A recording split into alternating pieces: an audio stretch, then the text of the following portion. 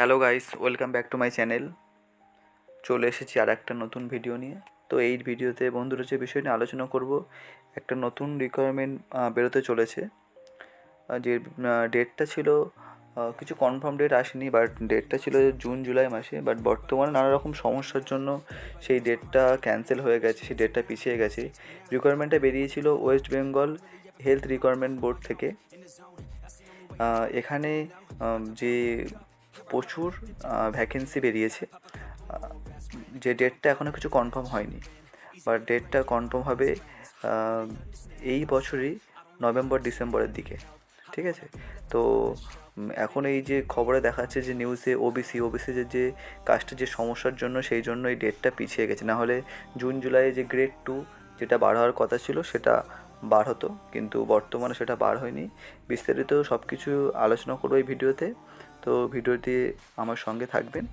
আর এখানে এই বিষয়ে যে সকল আপডেট হবে এরপরে, কীভাবে আপনি ফর্ম ফিল আপ করবেন, কীভাবে, কবে, কোন ডেট, সব কিছু বিস্তারিত এই ভিডিওতেই আলোচনা করা, এই চ্যানেলেই আলোচনা করা হবে। তো চ্যানেলটিকে সাবস্ক্রাইব করে রাখবেন পরের ভিডিওগুলো বা পরের আপডেটগুলো পাওয়ার জন্য। তো বন্ধুরা, এখানে দেখতে পাচ্ছ যে এখানে এমনি ওয়েবসাইটে আপডেটও দিয়ে দিয়েছে যে এখানে গ্রেড 2 যে রিকোয়ারমেন্ট 2025 সালে এটা ছাড়া হবে এবং অনলাইনের মাধ্যমে আপনারা অ্যাপ্লাই করতে পারবেন। ঠিক আছে?